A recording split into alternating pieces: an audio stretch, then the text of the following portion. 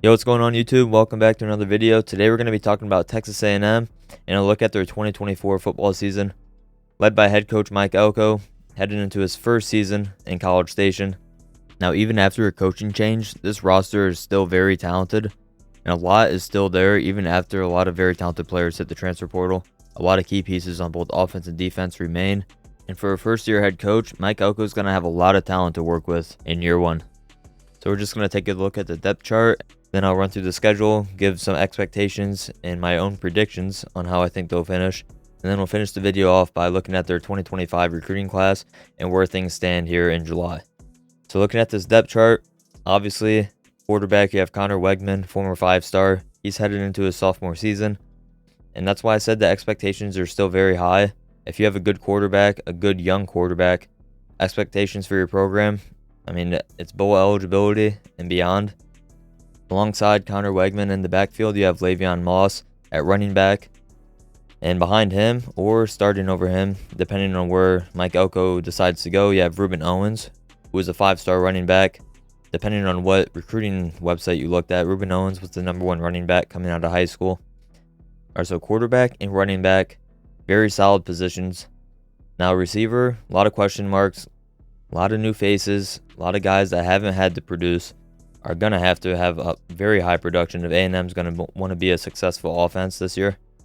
But they have the guys to do it. They have Noah Thomas, Ja'Day Walker, 2 guys, senior, junior. And they also have Moose Muhammad. That's probably the top 3 receiver room as of right now here in July. At tight end, you have Donovan Green, another really high recruit coming out of high school. And he's going to be backed up by 3 transfers, 3 senior transfers. So a lot of experience in the tight end room as well. Overall, the offense should be very solid. They did lose Bryce Foster to the transfer portal. He was probably going to be a preseason all-SEC center. So that does hurt. But they have a lot of depth on the O-line. They brought in 2 transfers. So all in all, offense should be pretty good. And Mike Elko, he obviously will let the offensive coordinator do his thing, as he is a defensive coach. No questions there. Now, flipping it over to defense, this is where a lot of new faces from the transfer portal mixed in with a lot of former high recruits. On the defensive line, you have Shamar Turner, Nick Scourton, Shamar Stewart. Like, those are 3 NFL players just in the D-line. DJ Hicks, another former #1 defensive lineman, 5-star. He'll get in the mix there. Albert Regis, another guy at nose tackle. Like, they are so loaded. This is an NFL defensive line room. Probably top 3, top 5 in the SEC. At linebacker, there's a lot of production to replace. Obviously, Tristan Jernigan is a freshman that we've been hearing a lot about in the spring. You have Solomon DeShields, Damian Sanford. A lot of talent in that room as well. Then at DB as well, you have a lot of talented players. You have Tyreek Chappelle, Trey Jones III transferred in, Dalton Brooks, BJ Mays, another senior transfer. And then probably their best defensive back headed into 2024, Bryce Anderson. He'll probably play nickel for them.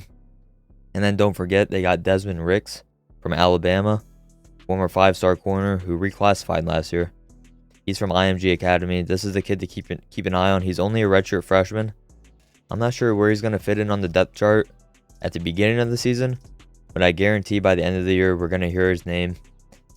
He's really too talented to keep off the field, just to be honest. Like, this is a kid, high expectations. Nick Saban prioritized him, if that says anything, as a defensive back. Sky's the limit for that kid. And all in all, the defense, just like the offense, a lot of production to replace, but they fixed a lot of holes with the transfer portal, and they're building off the recruiting classes that Jimbo Fisher left behind. Even though they did lose a lot of guys, yeah, but as I mentioned, you still have Shamar Stewart, DJ Hicks, Gabriel Brownlow-Dindy, another 5-star defensive lineman. And those guys are behind Shamar Turner, Nick Scourton. Like, this is a very talented front 7. High expectations for the defense. They should be top 15, top 20 in the country. As Mike Elko is a defensive-minded coach, he had Duke at the top of the ACC in terms of defensive efficiency for multiple seasons. So you can expect A&M to have a very solid defense headed into this year. Now, let's take a look at the schedule. Things start out against Notre Dame, and it is a home game. It's at Kyle Field, 7:30 p.m. Eastern on ABC. This is Saturday Night Football in prime time. Now, as an A&M fan, I don't know if you should be nervous or excited for this game, Notre Dame's going to have to break in Riley Leonard, who Mike Elko knows better than anyone. He was a former quarterback at Duke. Mike Elko is a defensive coach. He's going to have the home crowd. It's opening weekend.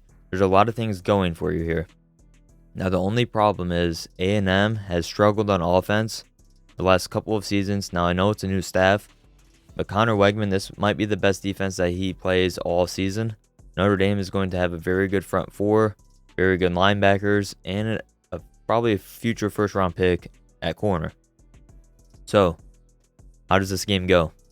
Is A&M able to run the ball with Ruben Owens and Le'Veon Moss to release some stress from Connor Wegman? Now, if that happens, A&M can easily win this game. We've seen Notre Dame lose the big games to start the year. Last 2 seasons, to be honest, against Ohio State both times. So if A&M wins this game, the momentum that they're going to ride into the next few weeks, and those next few weeks are McNeese, at Florida, and Bowling Green. Now, McNeese and Bowling Green should be 2 guaranteed wins. At Florida, A&M probably going to be favored in that game, especially if they beat Notre Dame. Starting out 4-0 would be a dream scenario for A&M, especially under a first-year coach, and heading into a rivalry game against Arkansas in AT&T Stadium, which they're probably going to be favored in that game as well. So, hypothetically, they start 5-0 before probably their next biggest test against Missouri. But once again, that game is a home game, and it's at noon. It'd probably be better if it was a night game. This is probably the best offense that they play until LSU and Texas later in the season. This is a toss-up game.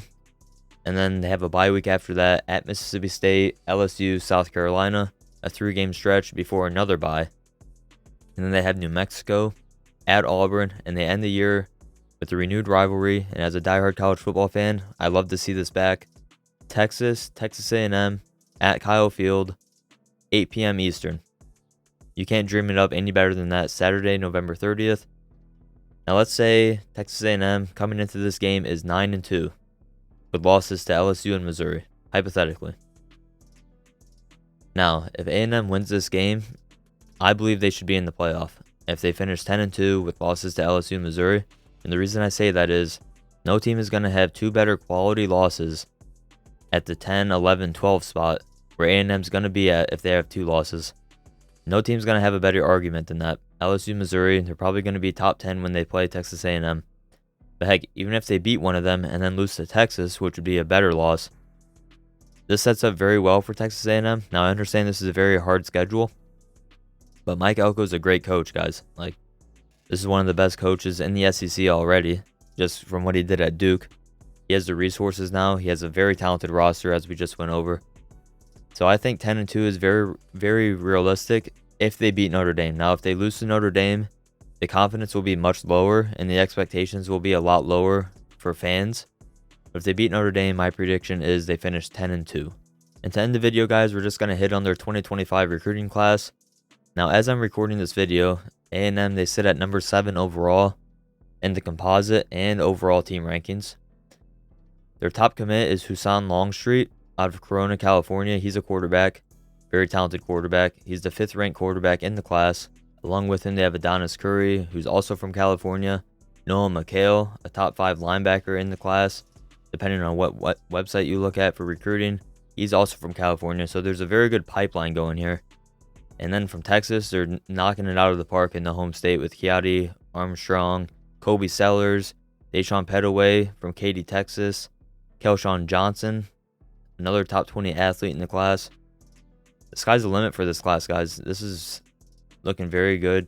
7 overall, and they got some top targets on the board still. Jonah Williams, one of the top safety prospects in the country. He's from Texas.